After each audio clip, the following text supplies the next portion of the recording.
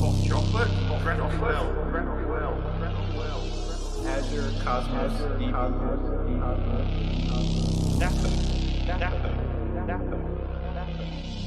Entity Framework, Power Tools,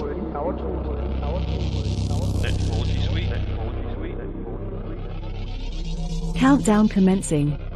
T-minus 2 minutes.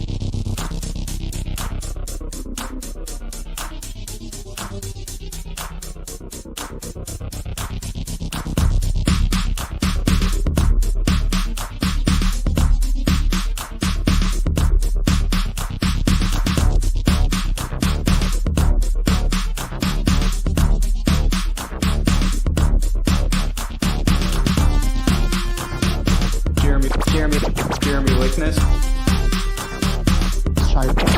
Shay Rojansky. Brett Lanston. Arthur Vickers.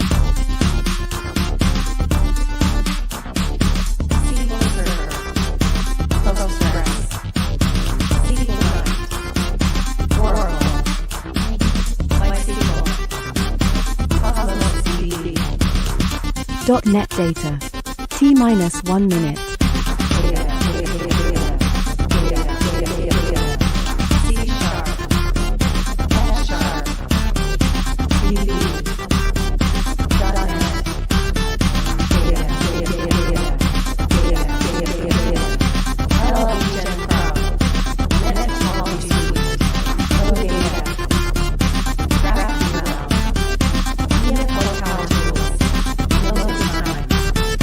Thirty seconds.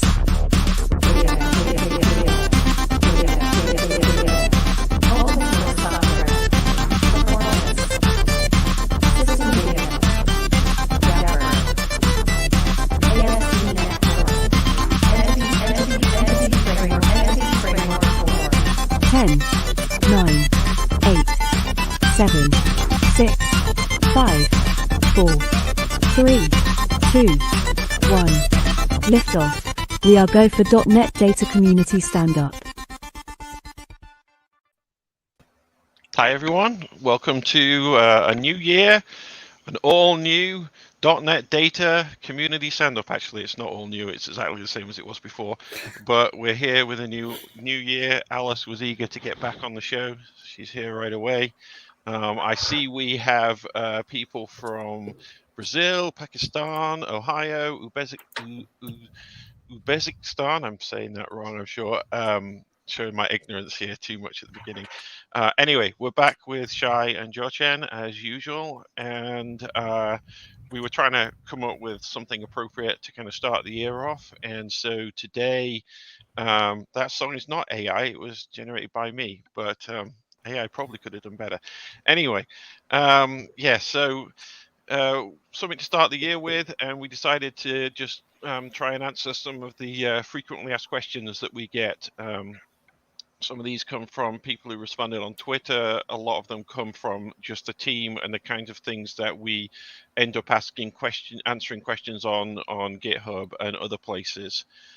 So we will get into that very soon. Before we do that, let's just, as is our normal process, do the state of the unicorn. So just for those catching up, EF7 has been out for, well, since November now, so however, two months and a bit. 2.5 million downloads of 7 and 701. So if you haven't got it yet, you're well behind. You need to be getting it right now. We have a major patch coming out in February, 703, with about, I think, 18 or so maybe bug fixes in it. It would be great if we could get those out sooner, but you know, that's the way it is working for a big company. Sometimes things are a bit slow, and that's what it is in this case.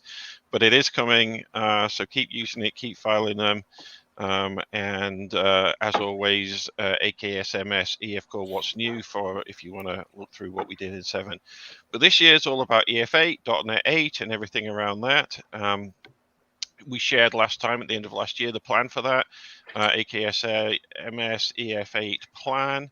If you want to look through what we're planning to do. Shai's been working over the holiday period on precompiled queries. We kind of demoed a little bit of that last year already, but it's come on a lot since then. It's looking really, really interesting, and I'm sure you're going to hear more and more about that over the coming months. As always, get the daily builds. The daily builds also have some new features in it that we've completed already for EF8. So even before the preview, you can get your hands on lazy loading for no tracking queries. Quite a lot of people have been asking for that. So you can do a no tracking query, get an untracked result like an untracked blog, and then lazily load the posts when it's being used. You can also opt out of navigation, so it's not all or nothing on your lazy loading now. We had a community contribution from Eric EJ for doing some additional reverse engineering stuff. So now if you've got a Synapse database or a Dynamics 265 TDS endpoint, whatever that is, you can reverse engineer from that as well, which is pretty cool. And there's a bit of stuff that I did for looking up entities by key or foreign key. So if you're doing your own kind of, I want to find this thing that we're tracking in the context, you now have access to all of the kind of internal indexes that EF keeps on these things, so you can very quickly, like 1,000 times faster than before in some cases, find an entity that's being tracked if you know it's key or alternate key or a foreign key for it. So check out those, plus I don't know, like 60 other fixes and small things already in the daily builds, and they work on .NET 6, so you don't need to be updating to there's even a preview of .NET 8 yet. Dynamics 3, oh yeah, 365. I put 265 on there, didn't I? Yeah, I still don't know what it is, but there you go. Oh yeah, it and has also 100 more days, the new version. Yes, 100 more days. It's even better. And also at the end, some point last year, we did a demo showing the public conventions, and I demoed setting the max length on string columns that are used in TPH for TPH discriminators. That's now in the code for EF8 and available in the daily builds, and it uses Fibonacci numbers, which is kind of cool to actually see that thing in code. So and if ever you want latest news, aka a.ms.ef news goes to the bi-weekly updates. I also tweet about them. They're pinned to the GitHub issues, and that's where you'll find what's going on, what the current status of everything is in EF land, and especially now on EF8 and the .NET 8 stuff we're doing. Okay, so that being said, Jiachen's going to act as the question asker for the FAQs for EFCore. So here we go. Yeah, absolutely. Before we dive in, though, I just want to explain a little bit more about the structure of our session today, because in the light of the New Year's, we're trying to make things more of a conversation between all of us here on the meetup, instead of one person having to, explain a whole lot at once. And given that Arthur and Shay have magnitudes more experience on me, and I'm coming in with a pretty fresh perspective, I figure I can ask the questions as from the newbie perspective. And I'll also take a look at the chat to see if people are asking any other kind of follow-up questions on the same topic. There are things that I can add in. I guess you could also sneak in some random questions there. If you're sneaking enough, maybe you can find out some exclusive facts about your favorite .NET data team members. Awesome stuff. And being new myself, I know I'm going to have a lot of kind of follow-up questions to these big questions on the slide, just to kind of get to the core of okay, what's the question behind the question? Why did these things matter, and why should we care about the difference? So yeah, let's jump right in. First up, this is a big one. So what's the difference between EF Core and EF6? And I know when I was looking up EF for the first time, I was bombarded with wait, there's how many different versions? What's the difference between Core and whatever else? Yeah. Yeah. Can y'all tell me a bit more about that? There's a big history there leading up to it, but primarily right now people are, they're saying, what's the difference? Which one should I use? So let's look at EF6 first. So EF6 has been around for quite a long time, and fundamentally the code base has been a lot longer than even EF6, has been around. And so it's a legacy code base, and it's built on this concept of the entity data model, which was an idea that you would model all of your data for everything that's running on your computer, and cloud didn't exist, but in everywhere on your servers and on your databases and everything in one model.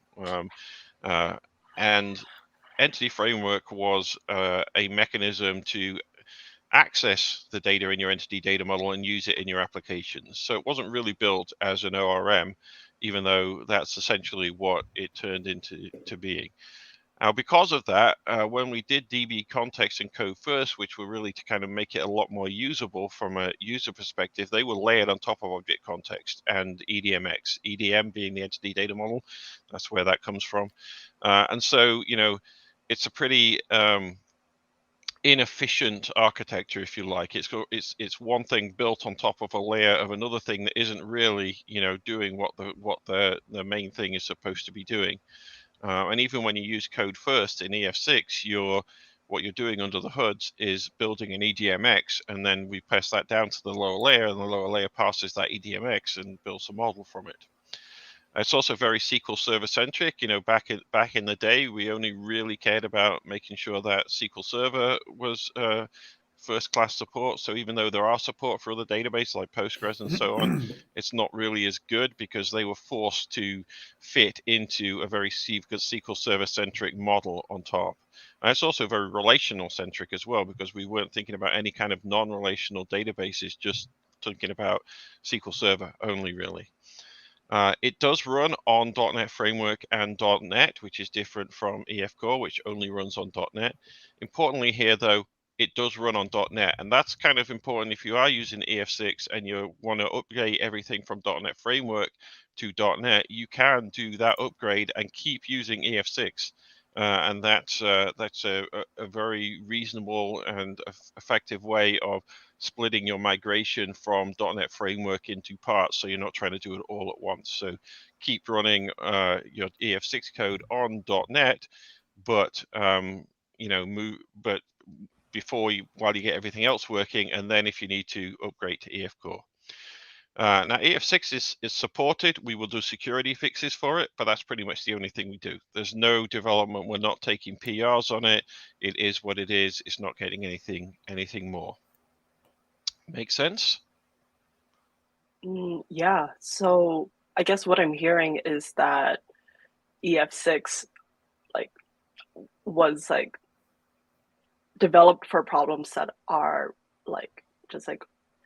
there's a way bigger variety of problems now. So instead of trying to hack that original solution into trying to make it work for the new one, EFCore ended up being all right, how do we build for the current problems, just from the start, instead of making this weird absolutely.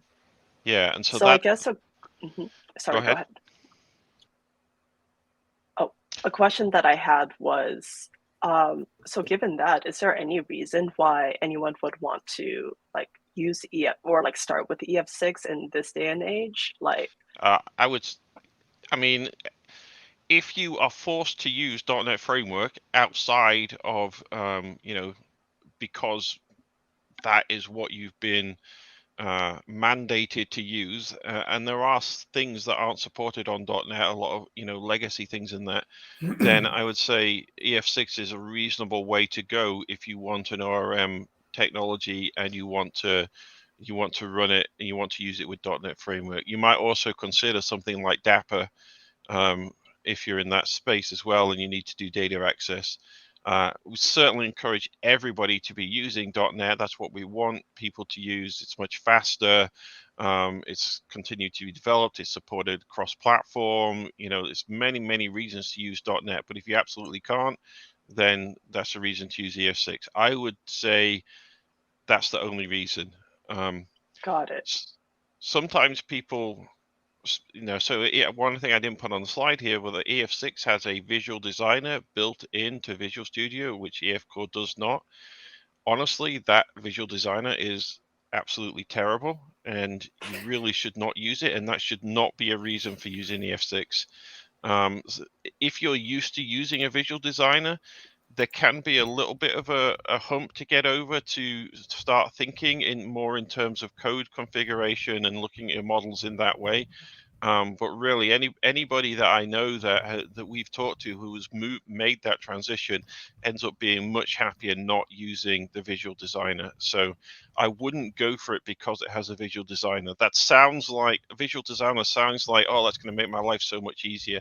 It really doesn't, especially once you get into anything more than one or two entity types. It becomes very difficult to manage in any kind of visual tool.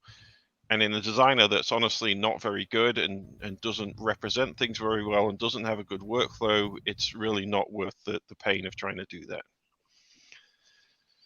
Okay, so I think what you said, we didn't want to keep going with that legacy thing, and that's where EFCore came about. This was back in 2013-14. And we and a lot of other people kind of around us, ASP.NET team, with David Fowler and a bunch of other people there, were thinking, what do we do for cross-platform? We want to run on Linux. We want to be able to work with Macs. We want to be able to run effectively in the cloud. We want to be able to, for EF, we want to be able to run on mobile devices and things like that. We also want to be able to have a lower memory footprint to run at higher density in the cloud. We want to be more performant, very much. That was a big thing. We really want to take this thing to be high performance. So rather than try and build on this architecture that doesn't really fit for that and is necessarily going to have things like building an EDMX, which takes a lot of memory to do at runtime, let's start with something that is designed for cross-platform, designed for different databases that are out there so people could use it with a document database, so people could be running Postgres in the cloud and connect to Postgres on it. Let's do that, but let's maintain the kind of philosophy that the EF6 had, and make it so that people, their concepts that they've learned with that carry forward, and a lot of the things that you could do before you can do again. If you haven't seen the .NET Conf talk that Shay and I did in November, we took an EF6 app, admittedly a simple web application, a web API, and moved it to run on .NET and EFCore from EF6 and .NET Framework. And really, the code they had to change to do the data access was very minimal. And there were big performance benefits and everything from doing that. So that's because we maintained a lot of the conceptual ideas moving forward. That being said, EFCore requires .NET, so you have to be, you have to have made this transition to running on the modern .NET and not on .NET Framework.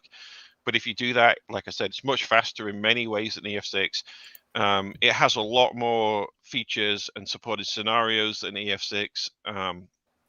Even though, we've made a point of, bringing things that were in EF6 into EFCore in the last couple of releases. Even before that, there were so many things that were in EFCore that weren't in EF6. It's not a question that we've only just brought EFCore, up to the same level of features as EF6. No, it's just that it had a different set of things, and a lot of things that EF6 didn't have, we already had in EFCore.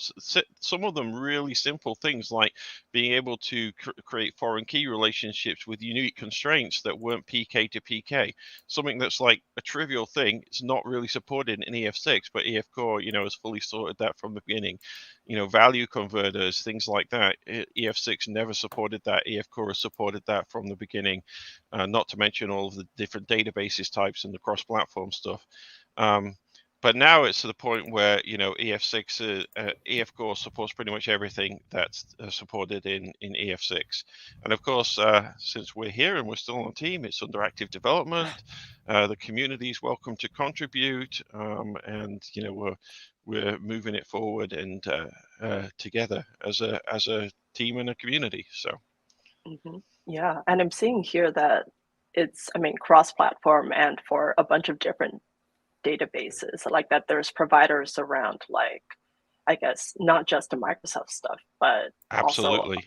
yeah, can you tell me a bit more about the other, like, kind of your favorite, or like some database providers that, stand out to you? Well, I mean, and I'm not just saying this because Shay is right here and he's the author of it, but the Yep. Postgres provider is the best provider for EF Core. Like better than SQL Server, better than SQL Lite, even though we do those on the team. And that's partly because Postgres is a really good database underneath everything, right? Anything that you want, we in the team, we always jokes Postgres is the overachiever, because anything you want to do in a relational database and more, Postgres is going to be able to do. It's going to be able to do it well, and it does it fast, and it does it cross-platform. And in fact, the popularity of Postgres is continuing to rise throughout the industry. So I think that represents that. Shay? I actually want to use that to talk about something you just said before.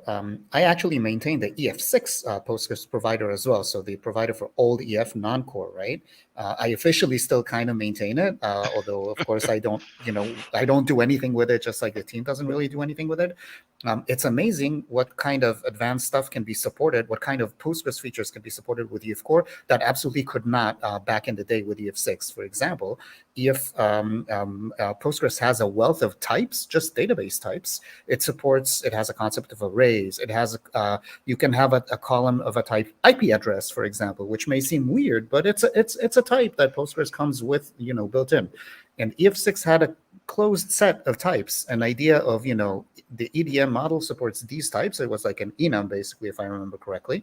And you had no way of actually extending this, whereas EFCore from the bottom up is built with an extensible idea of what a database type is, and it's a thing that each provider, does for itself. So that allowed me in the Postgres EFCore provider to write in full support for arrays inside the database, and you can query them with LinkQueries, with EF. So you have all the EF power, but with something that is essentially a completely Postgres-specific feature. And that is one of the things I personally love the most about EFCore, is this sort of extensibility towards database providers.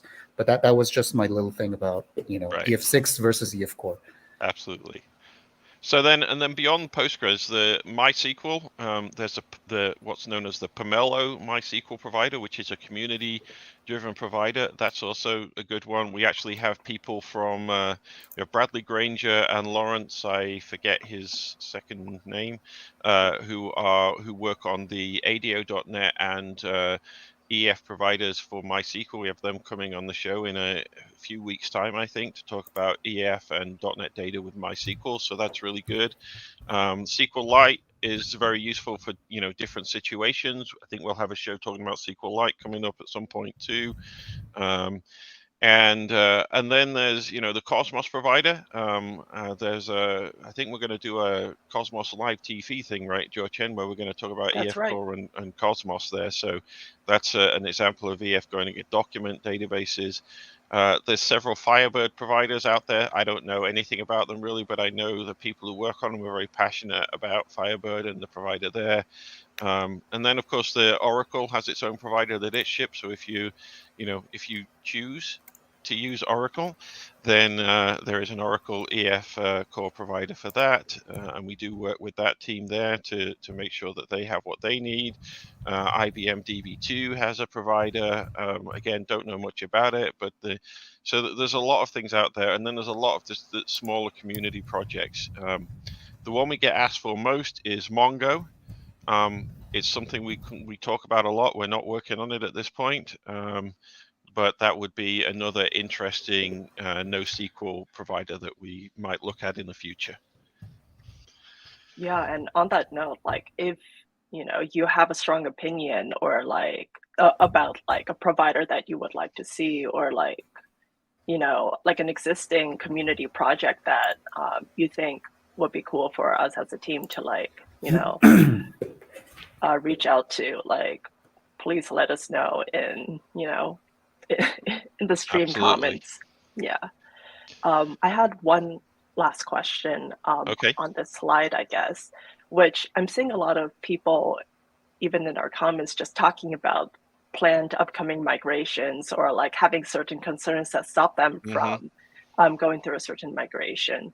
And I wanted to ask, like, what do you two, I guess, like, what information would you two offer to either someone who's trying to get their team to switch, like to get someone else to migrate, or to kind of talk about their own concerns about migrating?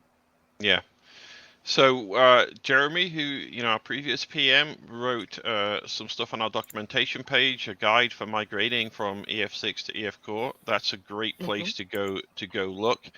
I think ask us questions on GitHub, for example, if you run into issues, because we're always trying to find more information about that. We want to update the documentation if we can. And then, as I said before, I think trying to not update everything at once is usually a good approach to take on any kind of big migration. So along those lines, if you're going from .NET Framework to modern .NET to .NET 6 or 7, then leave EF6 as EF6 until you've got to the point where you need to update to EFCore. And then you can just keep using EF6 if it's working and you're never going to touch the data access layer.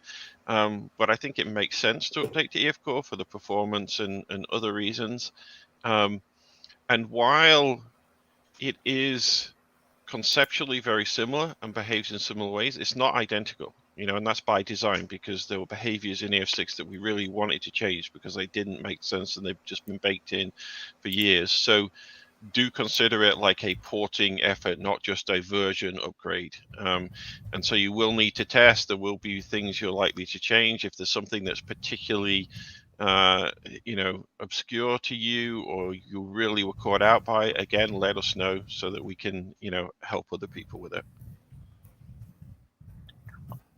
Okay, Yeah, let's go. So next one. Yep. Do you guys want to do a pause for some questions being raised on the channel, or should we do that later? We can, yeah. Up to you. Sure. Yeah, let's do that. Yeah. Okay. So here's one for you, Arthur, I think. Okay. Yeah. First or default. Okay. So we didn't even add find to EFCore originally. Loads of people asked for it. It's syntactically easier if you've got a key, because you don't have to write the Lambda expression for it. You don't have to know the type because it takes object. That means it boxes. And then it also looks up in the state manager. So it looks up for the tracked entity first. And if it's tracked, it will give you that one instead of going to the database, which is faster than going to the database in that situation. However, almost all the places I see find used, it doesn't take advantage of any of those things. And in perf testing, it's slower. It's slower right now than first or default when it hits the database, and that's partly the way it builds the query dynamically inside. And and there's probably things we can do, and we've got an item on the backlog to improve the performance.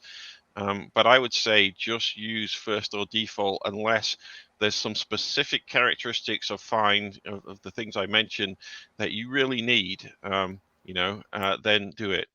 For an example of this is if you're doing a web request, for example, and you're looking up, you've got the new request coming in, you've created a new context instance, and you want to do an update, and so you look up the entity in the database to do an update, which is one of the patterns. There's lots of patterns for update, but it's one of the recommended patterns is to look the entity up and then apply changes from the disconnected entity to the tracked entity. In that situation, the entity that you're looking up is never going to be tracked by the context because it's a new request, it's a new context instance, it's never going to be there. So there's no real point in using find. You know the entity type because you're doing an update specifically for that entity type. So you know what the key is. So you don't need to pass it as an object and have EF figure it out. So just use first or default in that case. Fully agree. Let's take another one here. This one's easy. Can we use, Erman asks, can we use delete from table where in EFCore? So The answer is yes. This is a new feature in EF Core 7. This is one thing we just recently released. We call this execute delete or execute update. These are new APIs that we've shipped in EF Core 7, one of the major features. I recommend just looking at the what's new docs. You basically can express any delete that you want using the LINQ query. Basically, just like you use LINQ to query, you can use LINQ to also identify the rows that you want to delete. And you use execute delete to express that, and it just works, and it's great. We've gotten a lot of positive feedback on it, so I recommend just looking at our what's new docs, the EF Core 7 what's new docs. There's samples there. There's everything you need to know. I've got another one that I'm going to take. I'm not going to talk a lot about this. So there's the question of whether we can use EF7 with Azure Cosmos DB for Postgres. So I personally think calling this thing Azure Cosmos DB for Postgres is one of the more confusing naming decisions that have ever been done. But we at Microsoft are notorious for not being great at naming in general. So this has nothing to do with Cosmos, just so that people understand. This is basically a managed Postgres thing that Azure provides, but with the Citus extension, which is for global scaling for at scale Postgres. In principle, so I've not tested this. I can't give like a 100% accurate answer, but in principle, this product is supposed to be Postgres.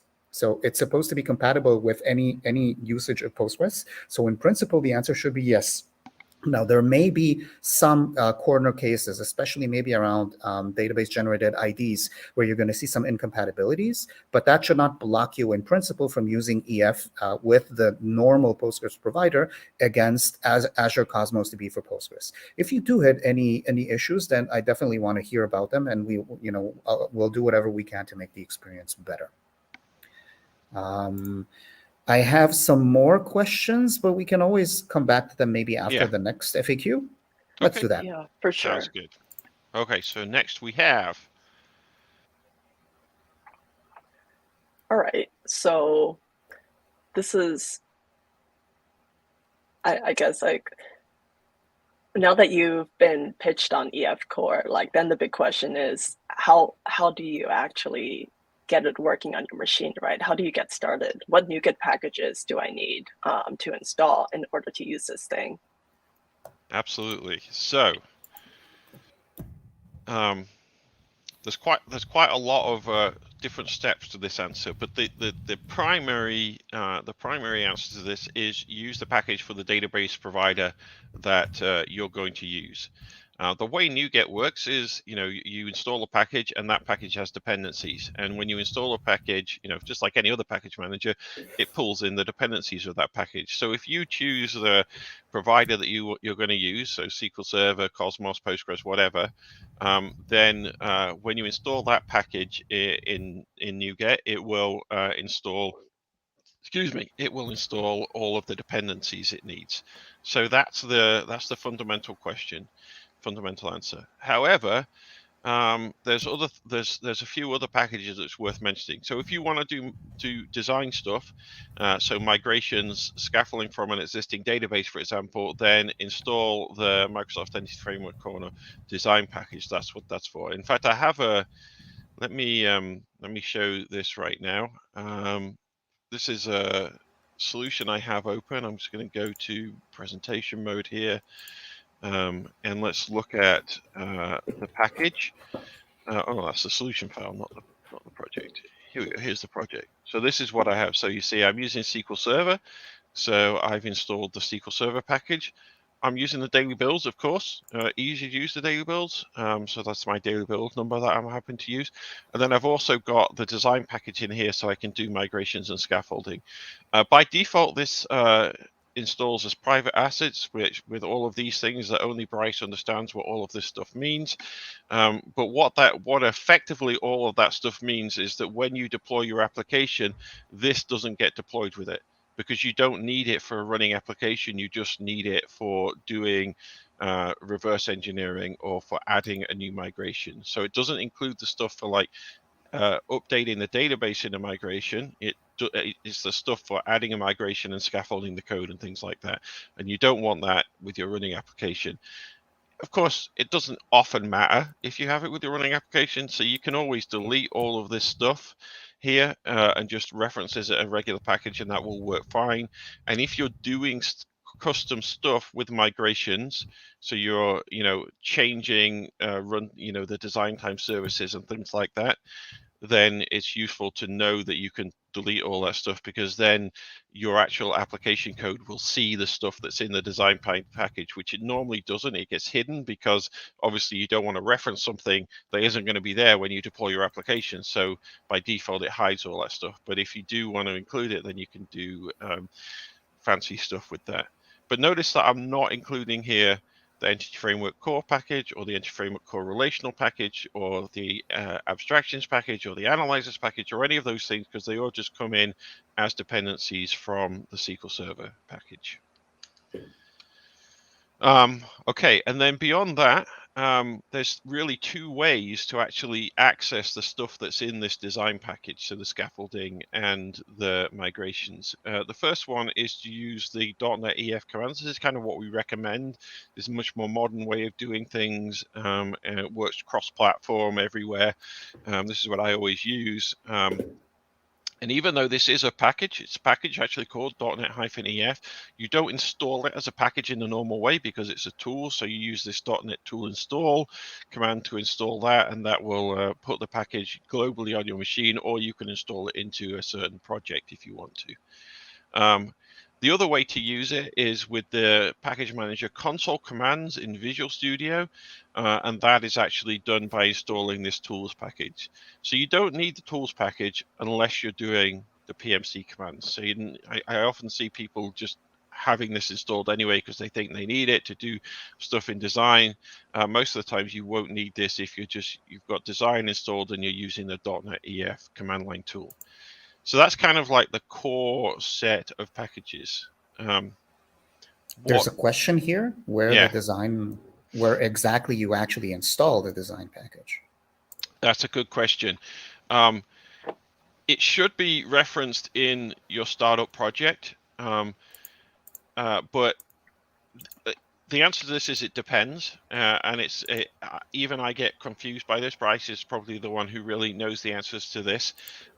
Depending on the relationship you have between packages, it may be that you need to install it in both, but usually it should just be referenced from the startup package, or whatever package that you are referencing. You normally reference Entity Framework from, because it's needed in the same places that your Entity Framework code is used from.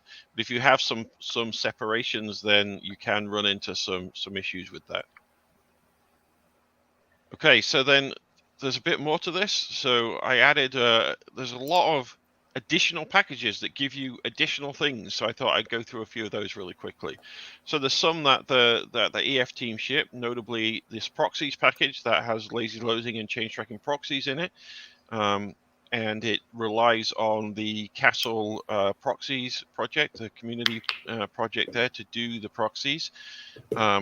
There's a bunch of spatial support that use the Community Net Topology Suite. So we have SQL Server and SQL Lite that we build in the team, and then other providers like MySQL and Postgres, they also have these packages with appropriate names under there. So I've just listed one here.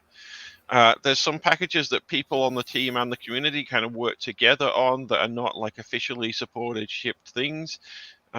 So these are things like the EF Core naming conventions that let you do snake case for those weird Postgres snake case names that Postgres people like.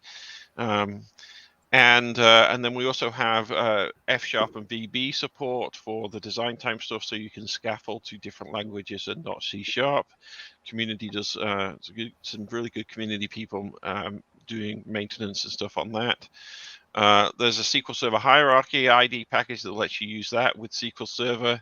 And then a check constraints package. Check constraints, the concept is built into EF Core, into the relational package, but there's a bunch of common check constraints that you might want to add to your database that are implemented in the check constraints package. And then there's a load more community and third-party packages out there, too many to mention, but we have an extensions page in the documentation where anybody can send a PR and say, here's my package, it does this, go check it out on NuGet here. So have a look through that, or if you've got a package, then put it there. And then finally, there's a few special packages that I'm just going to mention, because you don't normally need to know about these because they just get pulled in when you reference your provider. The Abstractions package is it's a small package with very few dependencies that has things that you might want to depend on for ease of use in code that doesn't otherwise reference entity framework. So this is kind of when you're a POCO, you want to use POCOs, so you don't want to reference EF in your domain model, for example, but you're not hardcore about it, and you're okay taking this little shim package with things like mapping attributes in it, lazy loader if you want to do lazy loading through that, things like that, so you don't have to pull in all of EF in order to, for example, put the index attribute on your entities. So you can just, in those cases, reference the Abstractions package. There's an analyzers package that has Roslyn analyzers for things in EF Core. And then a very specialized one, we have a bunch of specification test packages, which if you're writing a database provider, which is a pretty big and complicated task, these are the same tests that we run for whenever we're doing changes in EF Core, and you can use them to make sure that your database provider is behaving as it should. And like, for example, Shai's Postgres provider uses this, the Pomelo MySQL provider uses these packages to ensure that they have a quality provider. So that's it on the packages.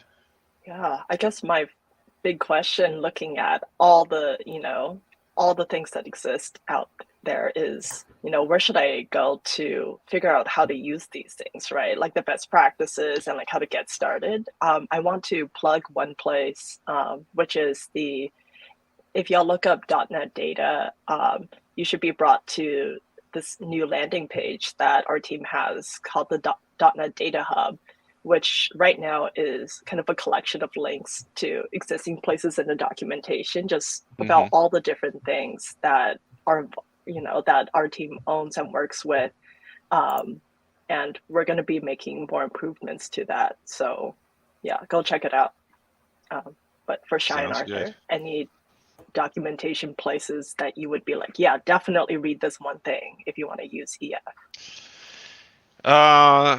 Yeah, I don't know. That's a good question. I would say, our documentation is the best place to start. There's Pluralsight courses that are pretty good if you want to do online courses. John P. Smith has a book, Entity Framework Core in Action. That's a decent place to start from a book. All of these like extensions have, they're in a GitHub, they're in a GitHub repo. They're not .NET, just EFCore GitHub repo, so github.com/EFCore. They're all there, and there's information there about using those. So check constraints, naming conventions, so on and so forth. So yeah, that's what I would say. Cool. So okay, another thing I'll plug. Keep an eye out for. I know that us here on the team have been talking about like how can we make shorter videos for a lot of these getting started questions, so y'all don't have to read through like a 5,000 word essay in order to figure out getting started questions. So in the next couple weeks and months, like we should have more and more of that coming out. Okay, good stuff. We've already used 40 minutes here because I actually wanted to bring up something because we've got a lot of questions in the chat. We have a lot of questions left here. I know we've been talking about doing like a text-based like AMA, like ask me anything, like, and then I was wondering if we might want to port this over to GitHub or something. All the questions over, so more members of the team can participate in like maybe writing out answers, and that way we can link it. Yeah, I think we definitely should have this FAQ in the docs or on GitHub or something, And if we want to do a Reddit ask me anything thing, then I think that would be great too. Let's try and go through some of these more technical code-based sure. questions, and I'll try and do them. Let's try and go through them a bit quicker, and then answer the questions that people have on the stuff. Sure thing. So, should I always use no tracking queries? So, no, is the answer to that. Cool. And let me briefly say why. Okay, so tracking is used for save changes. So this is something that people sometimes get confused. They're like, I don't want to use tracking, but I'm calling save changes. Well, no, tracking is used for save changes. So execute update and execute delete that Shay talked about earlier, that doesn't use tracking, and that's a way to update your database without using tracking and without using save changes. But if you're using save changes, then you're using tracking, because save changes looks at the states of the entities, the tracked entities, to determine what to do, what changes to make. So primarily, if you're going to use save changes on a given context instance, then don't query with no tracking and then attach the entities to that context and then do save changes. That makes no sense, and it doesn't work as well in a bunch of cases, because there may be shadow properties that get lost when you do the no tracking query. It's also slower to query and then track, as opposed to query and track in one thing. So the main thing to say is, if you're going to use save change on the context, then don't use no tracking. Now, on the other hand, if you're going to return the entities from the context directly to the client, so you're writing a blog post, you're writing a web page rather, you're handling the request, and you say, give me all the posts, and then you send those posts immediately off to your JavaScript client or your Blazor or whatever it is. Usually no tracking them, because there's no point in context tracking them, because you're going to throw the context away at the end of the request anyway, and you're not going to do anything with them. So use it then. It's more performant. That's why I say use it then. It's not often going to behave, in most cases it won't behave differently, although there can be a difference in identity resolution. But basically that's when you use it, but don't use it if you're going to save changes. So that's the answer to that one, and let's do another one really quick. So why is it that EFCore sometimes ignore includes? Includes, right. So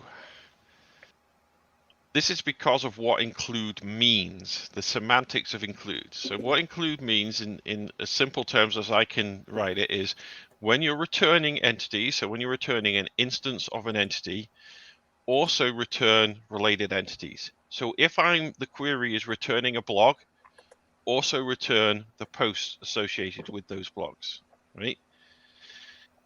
What it doesn't mean is when I'm not returning entities, that's when include is ignored. So this is what you can write a big query, and if it doesn't actually return entities, then your include means nothing, because the semantics of include are, when I'm returning an entity, when the query is returning an entity, return the related entities. So examples of that, and I was going to do a demo on this, but I haven't got it. I haven't got it prepared, and we're running out of time anyway, so I'll just talk to it.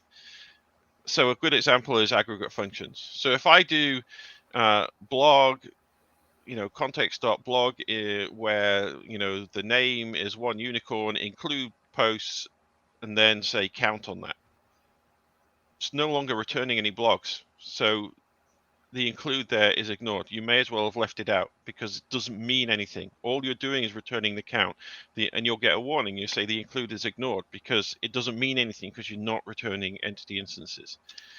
Another example which happens a lot is projections. So if I do a projection like this, and now this is a bit tricky, because in this case I am actually returning an entity instance, but because I'm constructing the entity instance myself, it's not a tracked instance. If I were just to create the entire blog by doing new blog, then it would be. So this is a bit of this would be easier to show with an example. But generally speaking, if you're doing a projection, so if I'm projecting out to an anonymous type or something like that, again, I'm not returning entity instances, and therefore the include will be ignored. So if I say, select new blog DTO, that blog DTO will not have any included entities, because there's nothing to include them on. Now, this is a special case, like I said, because at this point, because you're not setting all of the properties, we don't actually track it, because you actually end up tracking a partial instance. Whether or not this behavior should be like this is debatable, but this is also a case where you don't get included entities. So I had some other things where I should have prepared some stuff in advance here. So there can be places where if you put include, well, you can use include to filter, and by doing what do we call it? Filtered include. And that filter, if the include is ignored, then that filter is always ignored. So don't use include to do a to filter something out of what your results. Then project those things into a projection and expect them to be filtered out, because if the include itself is ignored, then the filter will also be ignored.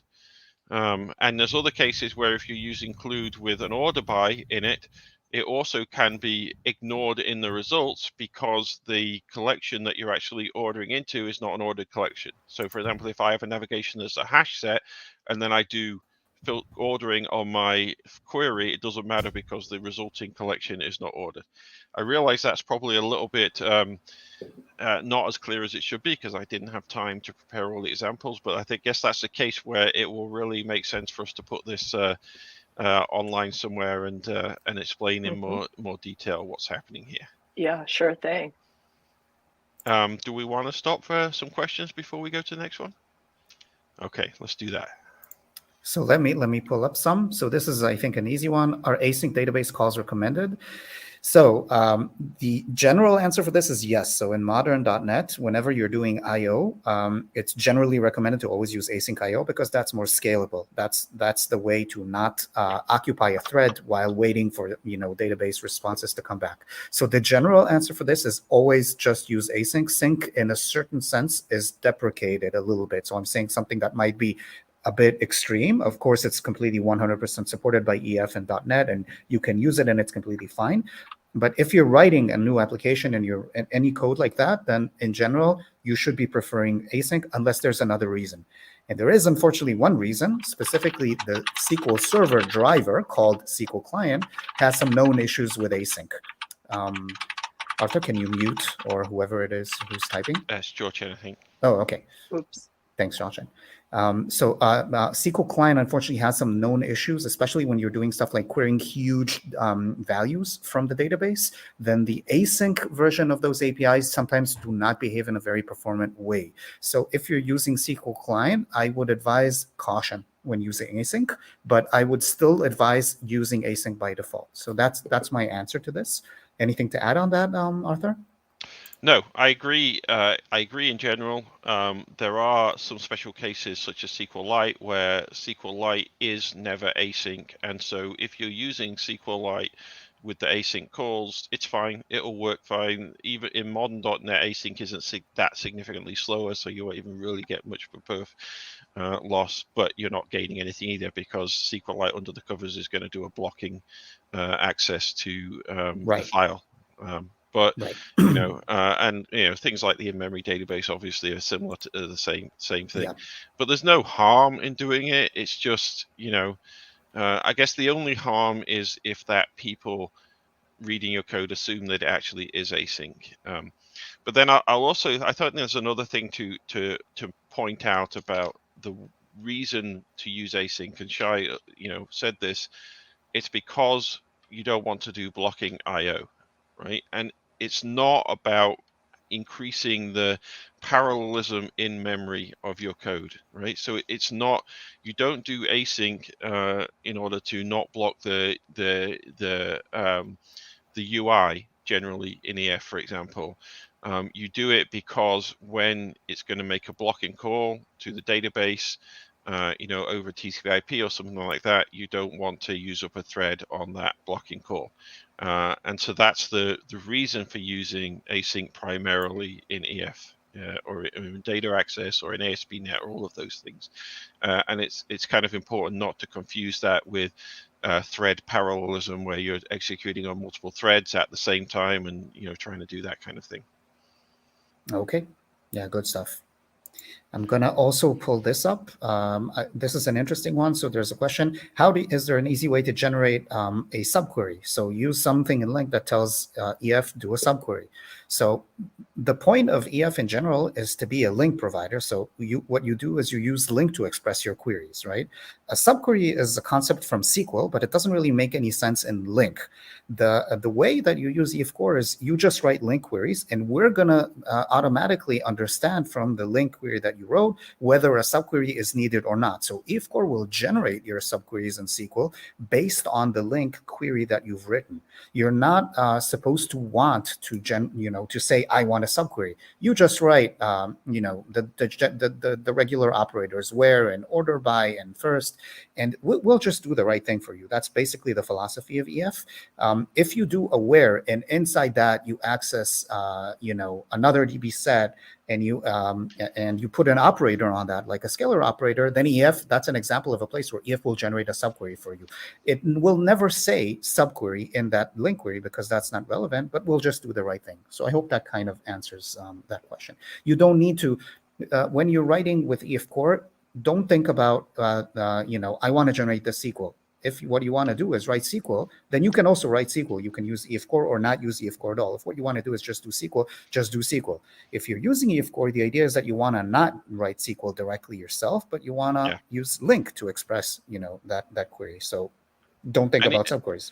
And if you write a LINQ query and then you look at the generated SQL and you say, that doesn't look like what I think the SQL should look like, either it's inefficient or it's wrong, then I would do two things. One, I would make sure that you really understand what your LINQ query is, because we have it's quite common that people will file a bug saying, oh, this is generating the wrong SQL, and it's actually because their LINQ query means something different than what they think it does. But if you're confident that and you know the SQL, then file an issue and say this could be better, especially if it's wrong. If it's wrong and giving the wrong results, then definitely tell us this is a bug, you're giving us the wrong results for this LINQ query. But even if you just think the SQL could be better, file an issue on it. We do look at those things. We do try and improve the SQL that we generate. Sometimes it's very hard to get exactly the same thing. Sometimes there's no real value in changing the SQL. Like, you might prefer it one way or another, but it's a preference, and other people prefer it the other way and obviously we can't generate two different types of SQL, but we always want to know and try and make our SQL better. But I totally agree with Shay. If you use LINQ, write the thing that semantically makes sense for you in LINQ. Or if you know what SQL you want, then write the SQL and do from SQL on EFCore or use Dapper or something like that, and just execute the SQL, because that's fine too. I'll do another one if that's okay with you guys. One more maybe, and then we'll do another FAQ. So this is an important one. It's a bit complex. What is this warning about including more than one entity? Can you elaborate on this? So I'll try to do this as simple as possible. In EFCore, if you include a collection navigation, so let's say you're loading the post. Remember, Arthur just talked about include, right? So let's say you're loading the blogs and you do include on the posts. You're including a collection navigation because each blog has many posts, what we call a one-to-many relationship in the database, right? Now, if you're including two one-to-many relationships like that, two collection navigations, then if you look at the SQL, you'll see there's two joins there. For example, there's a blog and you include both the posts and also, I don't know, the owners or something else that isn't, some other thing.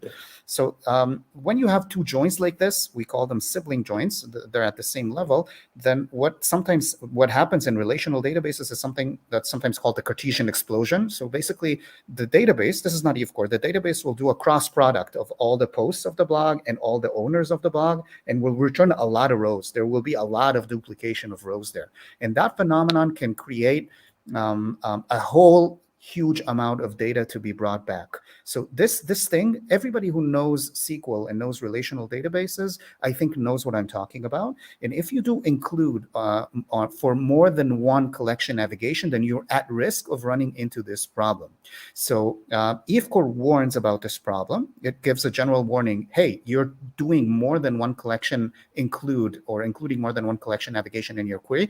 Beware. When you see this warning, you want to inspect your SQL and make sure you're not inadvertently producing this Cartesian explosion thing. And if it is, then what you want to do is you want to look at split querying, which is another EFCore feature. Instead of doing one single query with two joins producing this Cartesian explosion phenomenon, you can instruct EF on a query by query basis to send two queries to the database to get the different collection navigations. And that works around this issue. It's like another way of loading your related collection navigations that basically works around this and prevents the Cartesian explosion. Now, that was a super schematic, like very short, concise answer to this.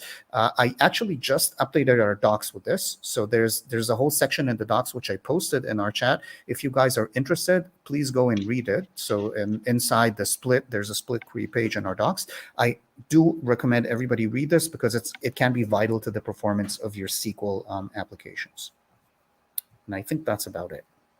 Okay, let's do another question from here. Mm-hmm. So what's wrong with using on types for value objects? Right. I'm going to get out my soapbox here. And Shai's probably going to be cringing and not agreeing with some of this. But anyway, okay. It's a complicated question. It's a complicated question. And I actually got out my copy of Domain-Driven Design by Eric Evans to read through this. This is a really good book. There's a lot of really good patterns in here. I generally am not a fan of domain-driven design when it's implemented the way it is in a lot of applications, because I think it ends up with a lot of unnecessary over-engineering that just adds complexity to the code base. But the concepts and the patterns in here, I think, are really good. It's just, as everything, it can be implemented in different ways. And I'm not a fan of over-engineering things.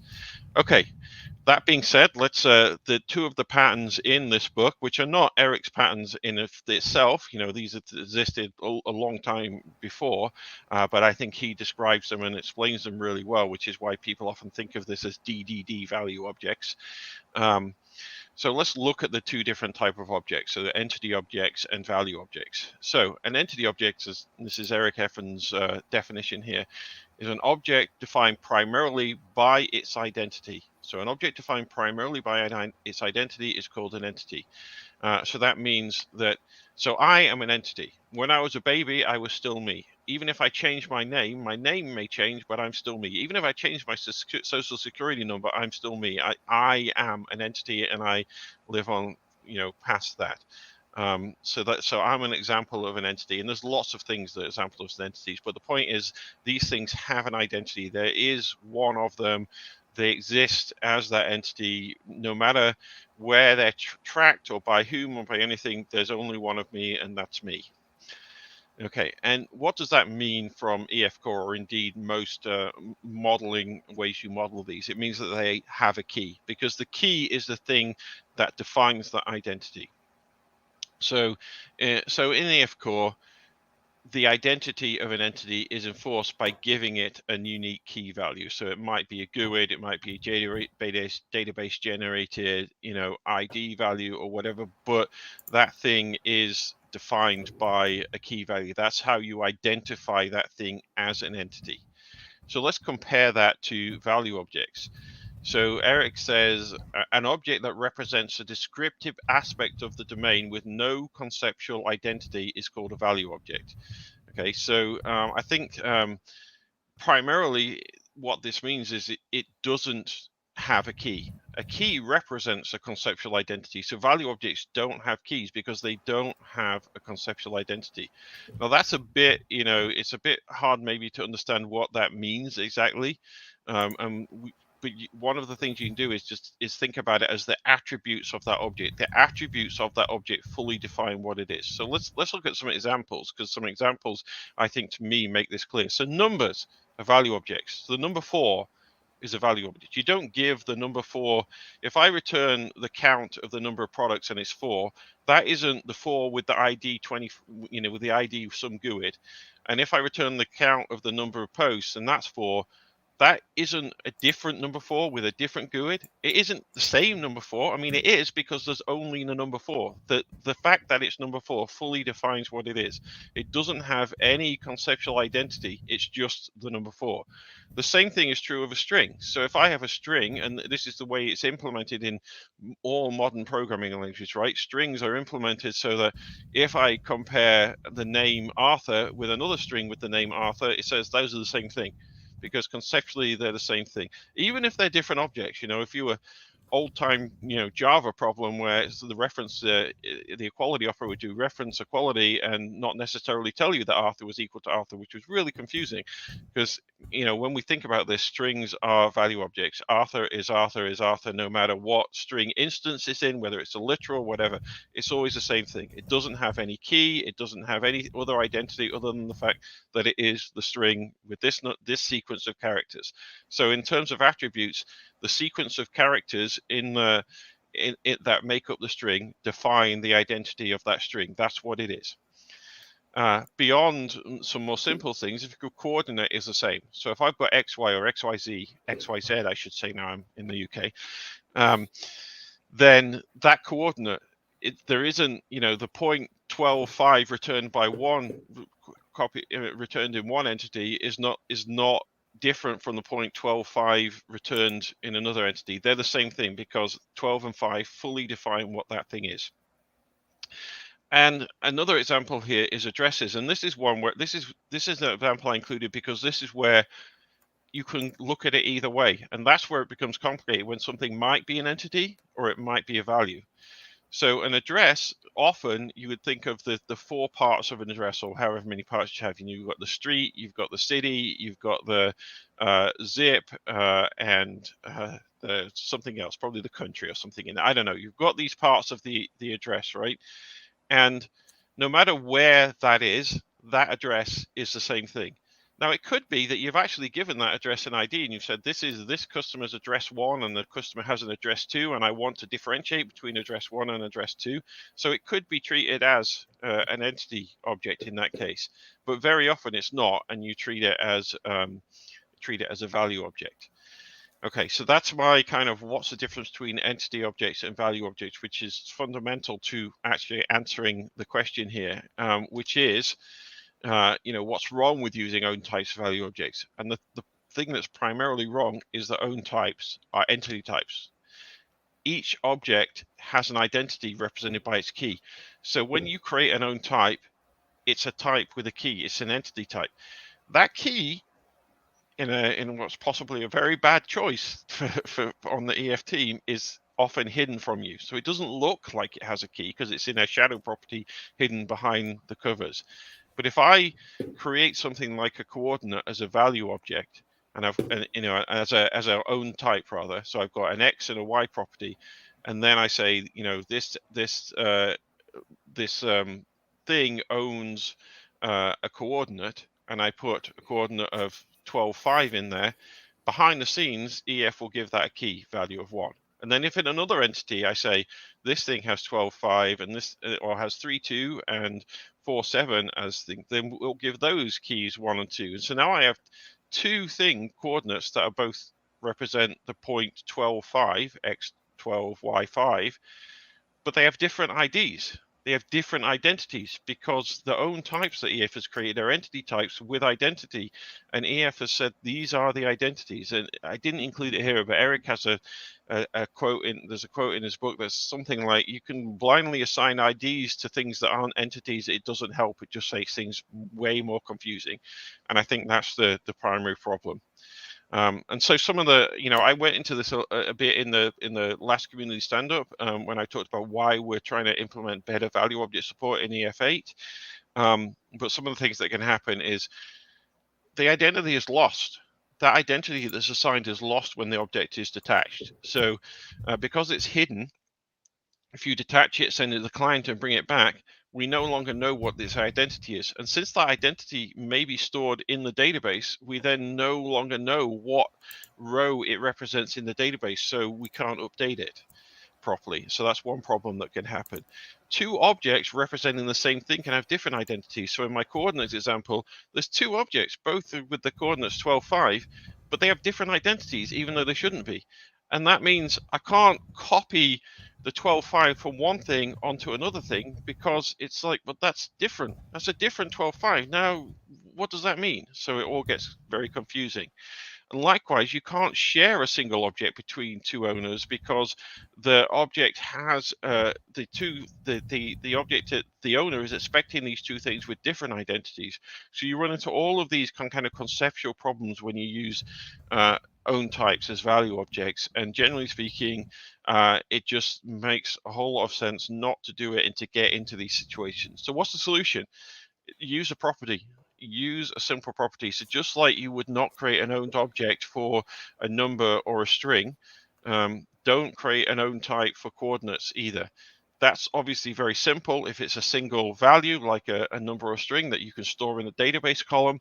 The problem comes in when you have something like a coordinate, which has an X and a Y, and you want to store it in a database. It's a natural thing to do.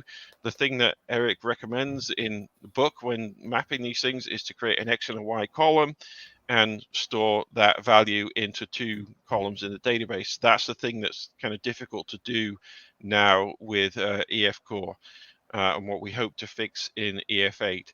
You can use a value converter for things that are not simple. So, for example, I could store an address. I think we've showed this in the past as a JSON object. I could store my coordinate as a JSON object in a single column. It would then have all the semantics of value objects. But obviously you don't, that's not necessarily the database storage that you want for those things. Okay. Not too controversial, I hope. No, absolutely not. I hope everybody or got that. Who's listening? Okay, should we do the next one? Sure. Here's another. Should I create a repository over EFCore? So here's another, repository pattern. It's sometimes gets a bit controversial. The answer is, of course, as always, it depends. This is my rule of thumb, and it seems obvious, but I don't think people necessarily always think about this. Use a repository when it adds value. If your repository is not adding any value, then don't do it, right? Okay, so sounds trivial. It sounds trivial. So I guess the question is, well, when does adding a repository add value? And the primary reasons that people add a repository are, and I think the first one is perhaps the most important, it limits what clients can do. So an EFCore context lets anybody who has access to that context, any client code that has access to that DB context, do anything it wants. They can execute any query with iQueryable, because iQueryable is by its nature, composable and allows you to build up all kinds of things. They can add any kind of blog or post, which may not be part of your repository pattern, but basically the DB context is like full on. You can do anything with that. That's fine. That's fine in a lot of cases. It's fine to expose iQueryable. It's very powerful. There's no particular thing against that, but you may want to be a lot more restrictive. You may want to say, my clients can only execute a query where they ask for posts and they can apply this kind of predicate to it, and that's all we support, because that's what we've tested, that's what works, that's what clients are supposed to do. We don't want people writing big complicated queries that might be really poorly performing. So the main reason to add a repository is to limit what the clients can do.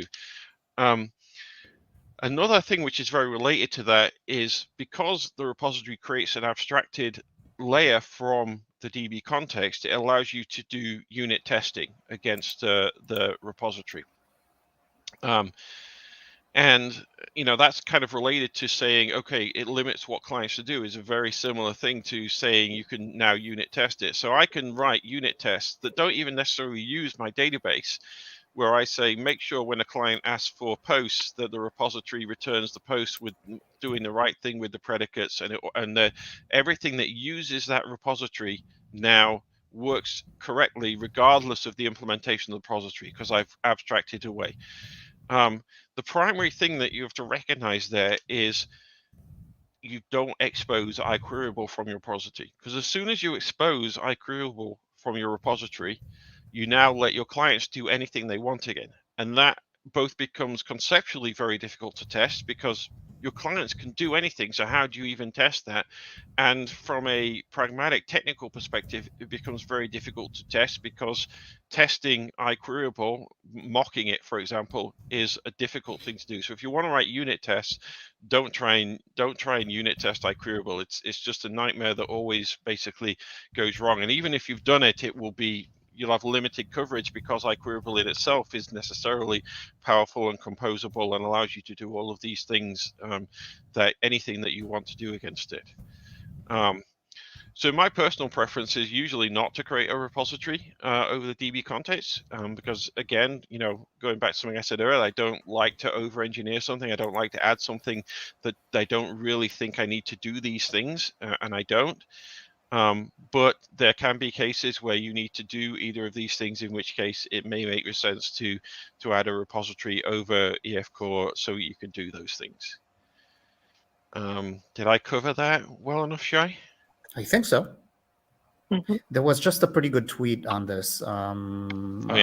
Like, don't, if you're doing this because you want to swap your ORM, don't. It doesn't make any sense. ORMs don't swap. Don't just add. If you're doing this in order to create your own abstraction because you want to own the abstraction, don't do it. That has no value. Why do you need it? Some people kind of miss the idea that a context is already a sort of repository layer, right? It has DB sets. So in a way, you already have a repository. Why would you wrap it with another one? So basically, it's about if you wanna do true unit testing with mocking, you would do it. That's maybe the main reason I think that I would do it. Or possibly if you have multiple providers and you want to, let's say you have an application that has both SQL Server and Postgres, and you need to tweak your link queries a little bit because it's different, because the databases are different, then you would abstract over those two link queries with a single operation. That's a repository layer. That makes sense. But most other cases are just over engineering, over layering, over. That thing that developers love to do. So related to this one, I put this one next on purpose. So we want to do the big ones. Oh yeah. Why does the in-memory database not work in my tests? Shall I show the things and then you can talk to them, Shay? Sure, I guess. Or do you want me to just talk to it and then you comment after? I'm happy to talk about this. Okay. Okay, so the thing within memory is people usually say, oh, I'm going to write my, I have my tests, but I have functional tests, integration tests, which access the database, and they're slow and kind of heavyweight, and I want to have unit tests, which are lightweight and fast, and in order to make them lightweight and fast, I want to test against in memory. I don't want to involve the real database, right? Because that's difficult and slow. And EF does ship something called the in-memory database, which is a provider, so it looks like a database. You can use LINQ to query it, but it in fact is backed by just in-memory collections. And this looks like it's an awesome idea in order to write like very fast unit tests, but in fact we think it's a pretty bad idea in general. Trying to swap your production database like this is not the right way to do your testing. So as we just said, if what you want to do is actually swap your entire data layer with in-memory, then you want a repository abstraction above EFCore. So you want to remove EFCore from the equation altogether. That's what I'm trying to tell you. You want to put a repository above that as an abstraction. And at that point, in your unit tests, you can mock those repository operations by something that just returns the results immediately without using EFCore and without running any LINQ queries. That would be the right way to do a unit test. Barring that, The main reasons people want to do this usually, like do pure unit tests, are sometimes misguided. So again, people believe that testing against your production database is necessarily very slow or very difficult or very, very hard to set up. We have extensive docs talking about all of this. What I want you guys to at least consider is that, in fact, writing tests that use your actual database, so not your production database, but test against your system, your database system, is actually quite easy. So starting up your database in Docker or just using a local database when you're testing is very easy nowadays. In your cloud, you can just add a Docker, or the databases are just there on the image. If you're using GitHub Actions to do CI, all your database is already there. There's no complicated setup to be done. Our experience shows that if you're doing your testing properly, then running a ton of tests against your real database is very efficient, in fact. So EFCore itself runs the entire test suite, which is tens of thousands of tests, like over 100,000. Over 100,000. Wow, we've broken through the 100,000. So we Yes. run over 100,000 tests against the real database. So against SQL Server, against SQL Lite, and in my case also against Postgres for every CI commit. And this is done very efficiently, and it is not rocket science. So there are some pitfalls to watch for. So you must make sure that your tests are properly isolated. You don't want to have two tests running in parallel, stepping on each other's toes. That's the main difficulty in general. And our docs show you how to do this, various patterns on how to achieve this. But in general, what we generally think on the team is that people are afraid of this in an irrational way. Sometimes they're really afraid of it, and therefore they want to avoid involving SQL Server, the real database system, and therefore they turn to InMemory. But InMemory actually creates a lot more problems than it actually solves. It doesn't actually mimic your real database. There's tons of queries that will run on SQL Server but will not run on InMemory because they need transactions, because they need raw SQL, because they need various features of SQL Server which InMemory doesn't have, and because SQL Server, for example, is case insensitive, so string comparisons are insensitive by default, whereas InMemory is, of course, case sensitive. So you have these behavioral discrepancies which make the whole concept of InMemory kind of useless. It doesn't tell you that your query is actually going to work on SQL Server. It doesn't really provide any test coverage. So if you want unit testing, like proper unit testing, and you know exactly why you're convinced you want it, use a repository layer. That's the answer to the previous question, which Arthur said. But if you just want to do all this kind of stuff because you think it's going to be faster or easier to set up, take a second look. That's basically the message I have for you. Yeah. Was that a good summary? Absolutely. Yeah. So the 100,000 plus tests that we run on my laptop, which is about 2 years old now, run in between 8 and 9 minutes, depending on what else is going on the laptop. So yeah, that like Shay said, that's running against SQL Server and SQLite real databases. So they don't have to be slow.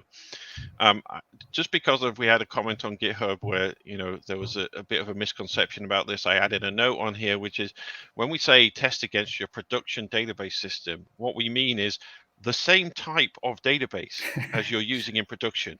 So we mean use SQL Server as your test database if you're using SQL Server for your actual application, or use Postgres. We're not telling you to go and test against your real customer data here. Like, don't go actually run against your actual production database instance with your customer data and do making your website slow. At all. No, don't do that. Definitely don't do that. Good note, Arthur. Thank you for making that abundantly clear. Yes. Okay. I think that covers it. Yeah. So we're 20 minutes over the hour. Should we? What do you think? Let's run through these ones really quickly. These two more left on my list. Let's do them really quickly and then go to questions that we had left. Okay. Okay. So.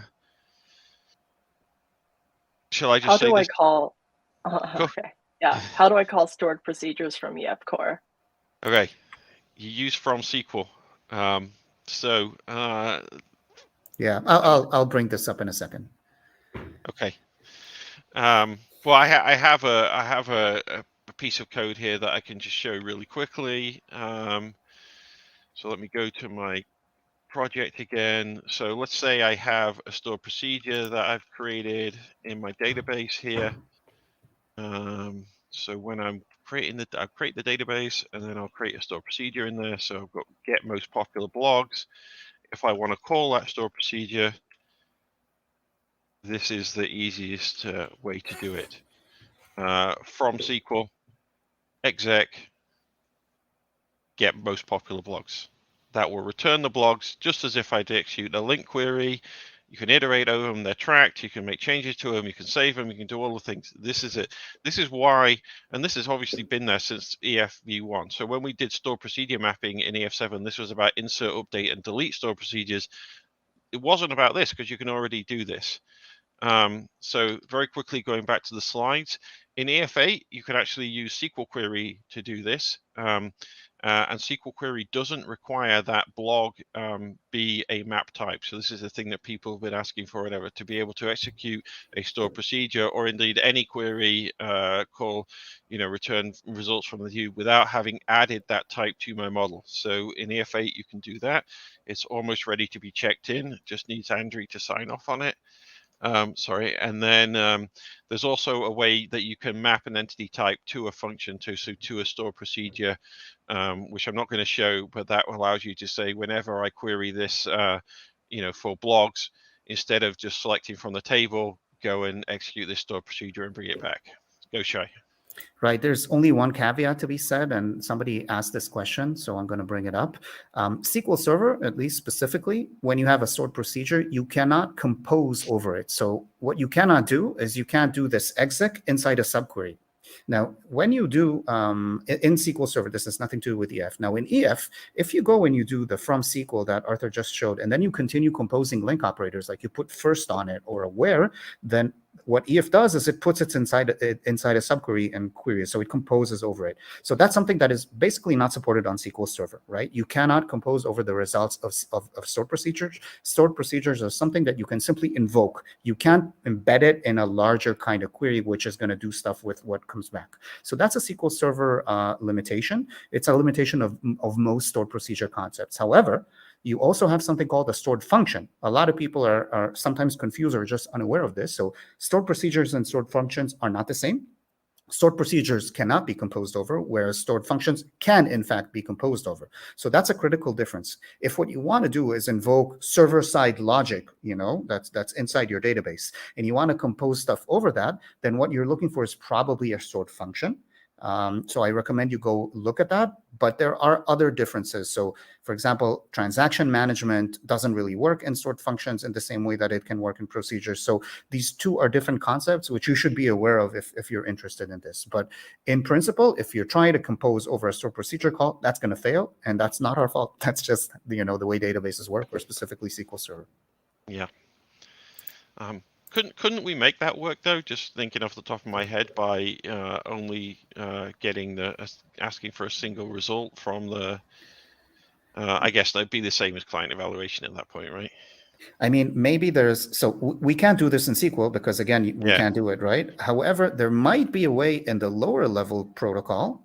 So we might be able to say it to ADO.NET, get me only the first thing, but that's a bit dodgy, and anyway, I don't know what that would do. Yeah, it's a deep question. So I already sorry, I forgot I had this bullet point: inserts, update, deletes. Those in EF7, you can map inserts, update, deletes to store procedures. So go look at what's new in EF7 if you want to find about that.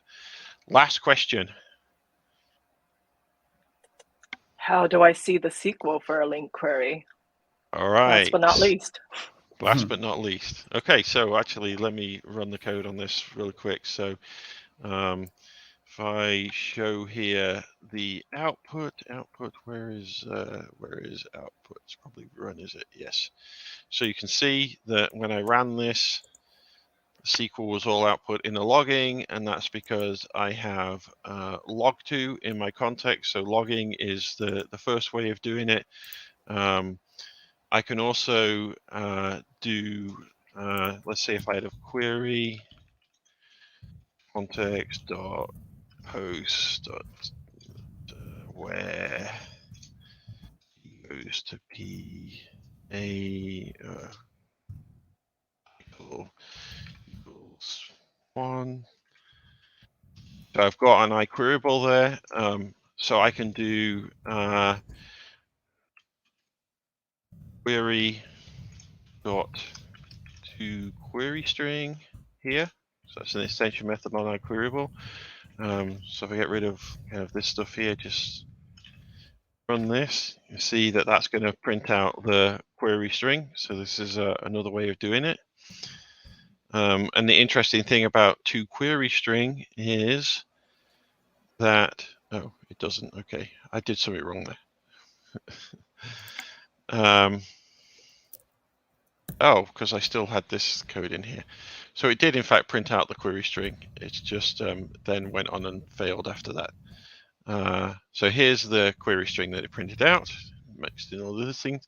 If I had a parameter in this, let me show you this real quick because it's actually quite interesting. So if I had x equals y here, and I change this and say, okay, I'm not going to inline that. I'm actually going to say title as x, and then let me delete all of this stuff. Actually, what I really wanted to do was put this down here, not that it matters. So let's run that and look at what the query printed is. Okay, so you can see here that it says it's declaring this as a parameter. So this is this SQL you can actually copy and paste into SQL Management Studio or something like that, and it will work exactly as if it was an EF query. So to query string is very useful for giving you that. And then the final way that you can do this is if I run in the debugger and I have that queryable in the debugger. So let's get to that. Okay, we've got the breakpoint, we've got the query in the debugger, and I can do the review here, and I can see that I have this debug view on my queryable. There's two parts to it, the expression and the query. The query is exactly what you saw in the to query string, so I can copy and paste this and run it anywhere. The expression view is actually the LINQ expression tree that we have, so the debug view is the other way of doing that. So that's the other two answers to that, and I think that's it. Okay, so even though we're well over, we can still try and answer a few questions for people who want to stay around and hear the answers, right? Well, it's an hour and a half. I'm wondering if we should maybe just plan for another session, or do you want to keep going? We can plan for another session, I suppose. It's just have you answered these in chat already, Shay?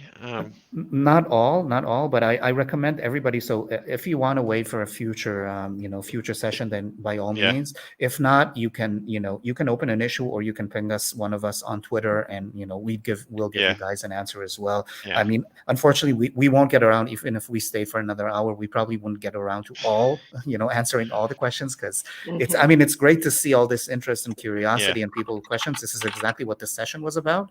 But we're going to have to skip some of them, unfortunately. And I think to Jiachen's point earlier, let's try and do an Ask Me Anything session where we can get the team on and we can just spend time just answering people's questions. That would be really good. So if you've got a question that we didn't answer it, then look out for that.